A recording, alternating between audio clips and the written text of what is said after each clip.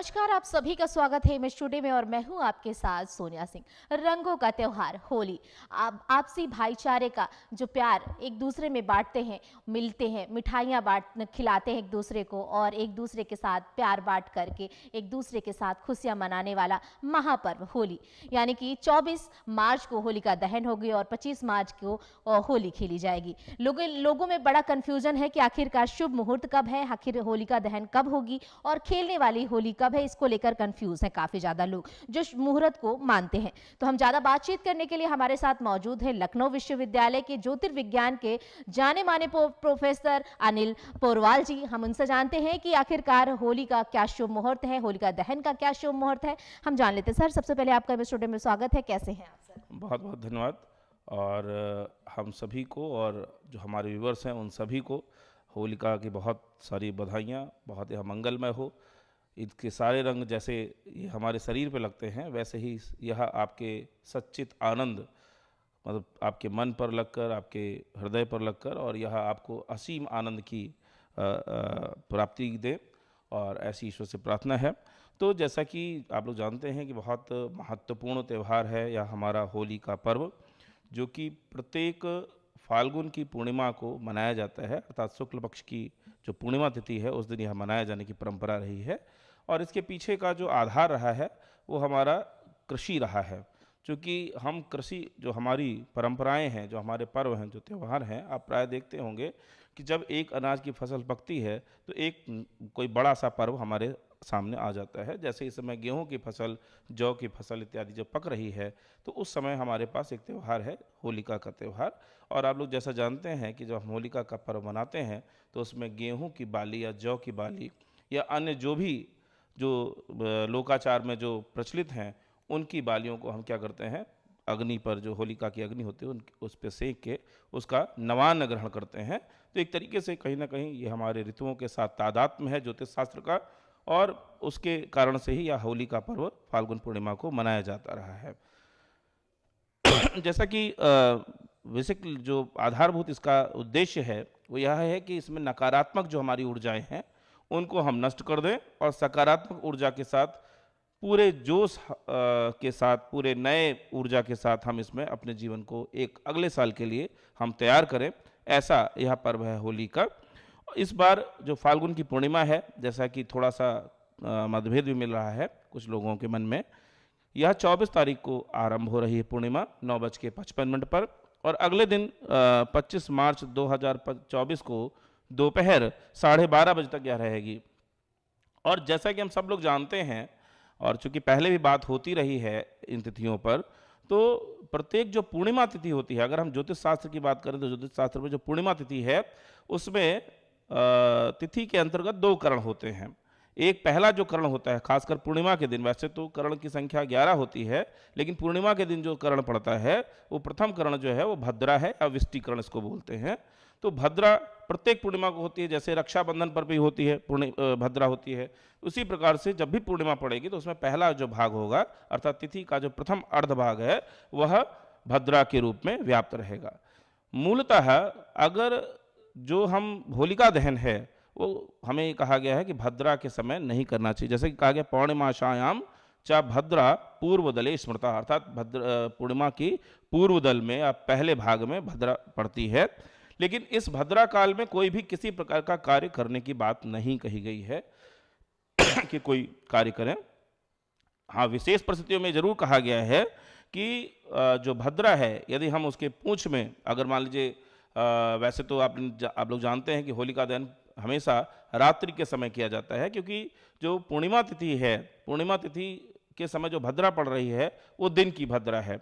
अगर दिन के अवधि की भद्रा है, चूंकि पूर्व काल दिन का कहा गया है, और अगर वह रात्रि में पड़ रही है तो उसे दोष नहीं लगता। एक तो यह बात है कि रात्रि में हम होलिका का दहन कर सकते हैं।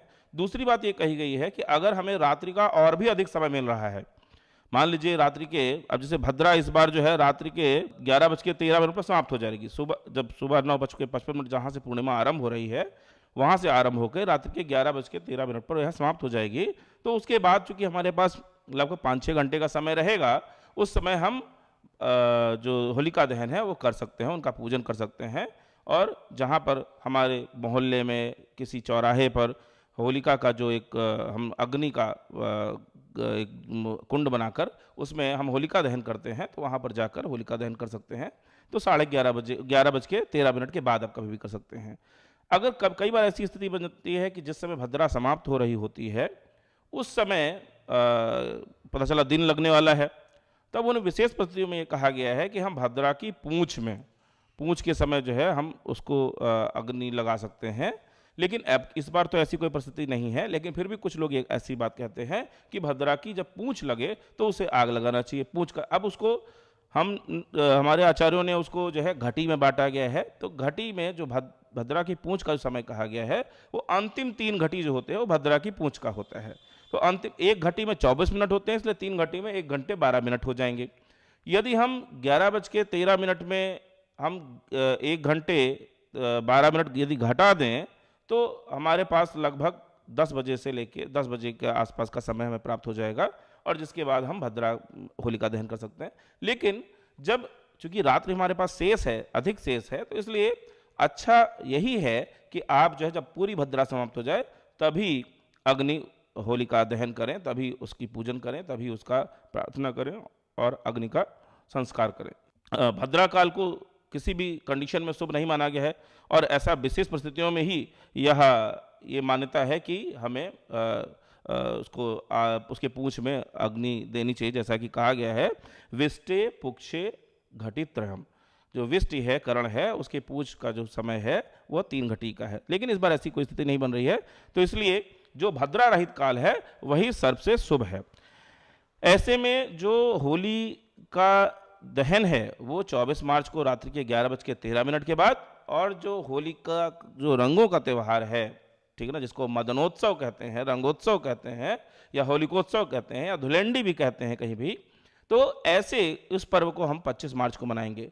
अब इस बार पूर्णिमा को एक ऐसी और भी घटना हो रही है, इस बार चंद्र ग्रहण भी पड़ रहा है पूर्णिमा को। अब चूंकि चंद्र ग्रहण दोपहर में लग रहा है, चूंकि जो ग्रहण का काल होता है वो जिस समय पूर्णिमांत का समय होता है, जिसमें पूर्णिमा समाप्त होती है, वह ग्रहण का मध्यकाल होता है। तो वो ग्रहण का मध्यकाल दोपहर के आसपास होगा, जब हमारे पास जब पूर्णिमा समाप्त हो रही होगी 12:30 पर। तो ये जो है ग्रहण का आरंभ जो है 10:23 पर शुरू हो जाएगा, और दोपहर 3:02 पर लग जाएगा, हो जाएगा, दोपहर 3:02 तक चलेगा।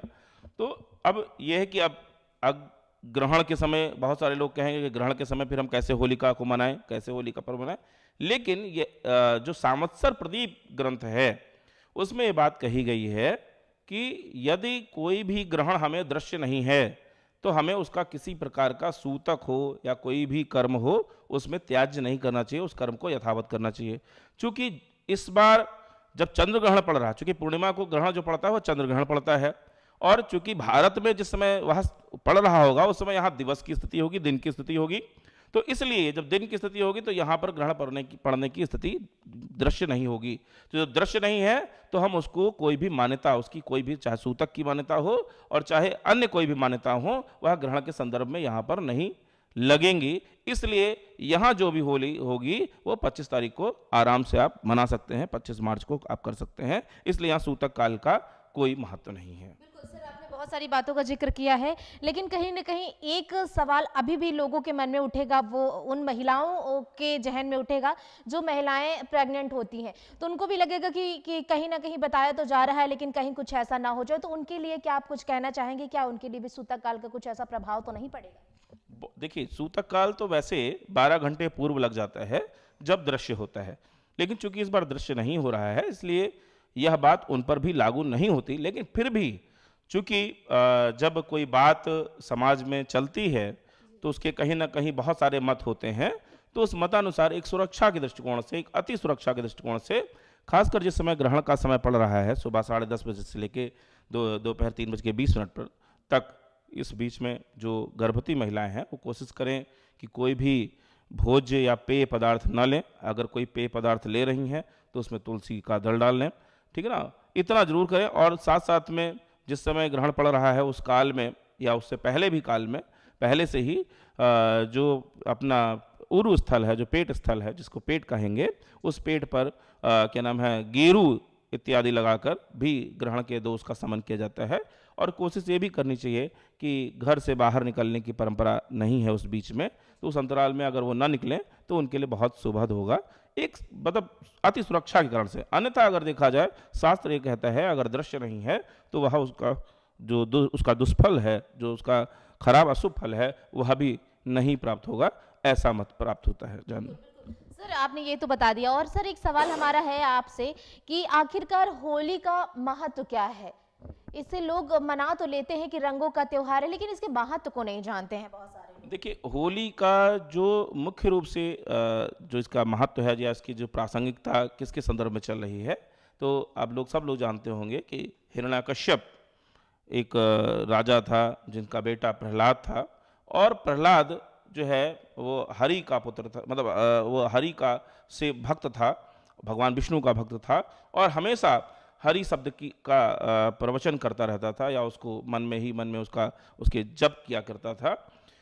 लेकिन चूंकि जो उनके पिता थे वो राक्षस कुल के थे, और वहाँ पर हरि का नाम लेना बहुत ही वर्जित किया गया था, और चूंकि वह उनका पुत्र ही था, इसके बावजूद उन्होंने वर्जित कर रखा था, और उनको हरि का नाम सुनते ही बहुत गुस्सा आता था, जिसके कारण से उन्होंने ये उसके ऊपर प्रतिबंध लगा दिया था कि वो किसी प्रकार से हरि का नाम नहीं लेगा। लेकिन चूंकि जो प्रहलाद थे वो हरि के सेवा में इतना तल्लीन थे कि उनको किसी भी दीन दुनिया से कोई मतलब नहीं था कि क्या स्थिति हो रही है, क्या हमें खाने को मिल रहा है। बहुत सारे प्रयास किए उनको मारने के उनके पिता ने, लेकिन फिर भी हर बार वो बच जाया करते थे।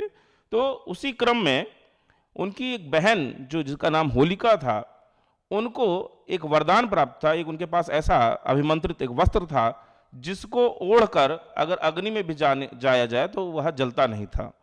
तो चूंकि उनको ये बात पता थी कि होलिका के पास ऐसी स्थिति है, तो उन्होंने कहा इससे अच्छा कोई हमारे पास और कोई मार्ग नहीं है कि प्रहलाद को मारने का। तो प्रहलाद को मारने के लिए उन्होंने अपनी बहन से कहा कि आप ऐसा करिए कि आप अग्नि पर बैठ जाइए, इस बेटे को लेकर, प्रहलाद को लेकर आप बैठ जाइए, जिससे ये नष्ट हो जाएगा और आप सुरक्षित रहेंगी। लेकिन चूंकि वह हरि का भक्त था, ईश्वर की ऐसी महिमा थी, ऐसी कृपा थी प्रहलाद के ऊपर कि जब होलिका उनको लेकर वह वस्त्र धारण करके और जब वह अग्नि पर बैठती हैं तो स्वयं धू धू कर जल जाती हैं, और जो प्रहलाद हैं और उसी तरीके से बिना कोई किसी तरीके की किसी प्रकार का कोई जलने का कोई भी निशान नहीं था उनके शरीर पर, और वह सुरक्षित अग्नि से निकल आते हैं। तो एक प्रकार से एक संदेश है कि यदि हम सकारात्मक तथ्यों की तरफ रहेंगे, सकारात्मक कार्यों की तरफ रहेंगे, तो निश्चित रूप से समाज में बहुत सारी ऐसी चीज़ें व्याप्त हैं जो आपको रोकने का कार्य करती हैं, जो बहुत सारी बाधाएं देती हैं। लेकिन फिर भी आप अग्नि से भी चमक कर, जैसे सोना तप के निकलता है और चमकता हुआ निकलता है, उसी तरीके से आप भी यदि अग्नि के मार्ग से जाएंगे, चूंकि सतमार्ग जो होता है वो बहुत कठिन होता है, बहुत सारी बाधाएं होती हैं, बहुत सारी परेशानियां आती हैं, लेकिन जब आप उसमें तप के निकलते हैं तो कुंदन की भांति, सोने की भांति चमकने लगते हैं। तो इसी तरीके से यह जो होलिका का पर्व है वो हमें क्या सिखाता है? यही सिखाता है कि हमें सत्य कार्य करने चाहिए, अच्छे कार्य करने चाहिए, आपस में सबके साथ सम व्यवहार करना चाहिए। ऐसा ना हो कि मन में ईर्ष्या हो लेकिन रंग खेल है। आजकल हालांकि उसका बहुत स्वरूप बदल गया है, बहुत नए स्वरूप में होलिका खेली जाने लगी है, तमाम सारे नए नए रंग आ गए हैं। पहले तो प्राकृतिक रंगों से ही होलिका खेलने की बात रहती थी, या फूलों से रंग बनाकर खेलने की बात रहती थी। उसके पहले फूलों के द्वारा ही होली खेलने का प्रचलन था। तो इस तरीके से बहुत सारी परंपराएं हैं, लेकिन समय के भेद से, कालांतर भेद से बदलता जा रहा है। हालांकि आज बहुत सारी चीज़ें ऐसी भी हो गई हैं कि जिसमें ऐसा भी हो गया है कि बहुत सारे जो नए बच्चे हैं, जो नवयुवक हैं, वो तमाम ऐसे गानों पर डांस करते हैं जो मतलब समाज के हिसाब से शुद्ध नहीं है, सही नहीं है। तो उनको नहीं करना चाहिए, प्रयास करके उनसे बचना चाहिए, और एक सामाजिक व्यक्ति की तरह आप होलिका में कहें। हाँ, इसमें खूब चिल्लाने का प्रचलन तो जरूर है। उसका कारण ये है, मैं उसके कारण की भी चर्चा करता हूँ। क्योंकि आप देखते होंगे कि होली एक ऐसा पर्व है जहाँ बच्चे कहते हैं कि होली है, बहुत चिल्ला चिल्ला के बोलते हैं, और पूरे आप मोहल्ले में जिधर भी निकलेंगे उधर भी शोर शराबा हो रहा होगा। और उसका कारण यह है क्योंकि हमारे यहाँ जो शीत ऋतु है, जब होली आती है तो शीत ऋतु समाप्त हो रही होती है। उस शीत ऋतु के अंतराल के बाद हमारा जो शरीर है वो कफज हो जाता है, बहुत सारी कफ जनित बीमारियां हो जाती हैं, जैसा कि आप देख रहे हैं मुझे भी इस समय शीत हो रखी है। तो ऐसी कफ जनित बीमारियां हो जाती हैं, कफ हमें आके घेर लेता है, जिसके कारण से जब आप होली पर अपनी ऊर्जा का संचार करते हैं या खूब चिल्लाते हैं, खूब मस्ती करते हैं, दूसरों के साथ होली खेलते हैं और दूसरों को अपने हृदय में लगाते हैं, दौड़ते हैं, चिल्लाते हैं, तो क्या होता है, हमारे शरीर में ऊर्जा उत्पन्न होती है और जो कफ है वह समाप्त हो जाता है। तो एक तरीके से यह त्यौहार उस तरीके से भी अगर देखा जाए, वैज्ञानिक तरीके से भी हमारे इस परंपराओं से जुड़ा हुआ है, हमारे संस्कृति से जुड़ा हुआ है। तो इस तरीके से जो भी पर्व हैं वो हमारी संस्कृति का इसी प्रकार से हिस्सा रहे। उनके कुछ वैज्ञानिक कारण हैं, कुछ धार्मिक कारण हैं, कुछ सामाजिक कारण हैं। तो हमने इन तीनों तथ्यों की प्रायः चर्चा की है। बिल्कुल, बिल्कुल सर, एक तरीके से कहें तो ये बुराई पर अच्छाई की एक जीत होती है और ये खुशियों का त्योहार मनाया जाता है, इसीलिए इसे खुशियों का त्योहार कहा जाता है।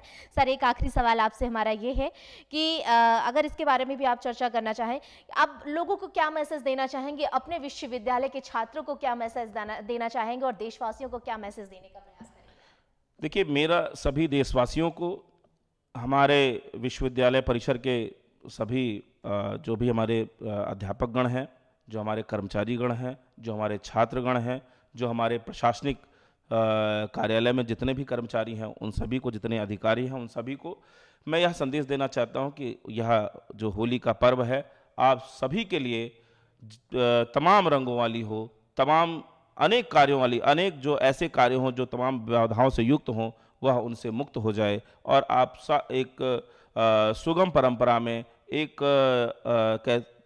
तरीके से कहा जाए कि जिसको हम कहते हैं कि बिल्कुल प्रभावित होता हुआ आपका कार्य होता रहे, कोई भी कार्य न रुके न बंधे और बहुत ही सकारात्मकता के साथ आप उस कार्य को करें और जिससे हमारे इस विश्वविद्यालय की ही उन्नति हो ना हो, इसके साथ ही साथ हमारे इस राज्य की उन्नति हो, हमारे इस राष्ट्र की उन्नति हो और इस राष्ट्र के साथ सारे विश्व का कल्याण हो। ऐसी हम प्रार्थना करते हैं ईश्वर से कि आपके मन में ऐसे सद्गुण व्याप्त रहें इस होली में और किसी प्रकार के जो उसके दुर्गुण हैं, कुछ लोग जैसे बहुत सारा नशा कर लेते हैं, तमाम उसके साधन हैं, उन नशों से आप दूर रहें।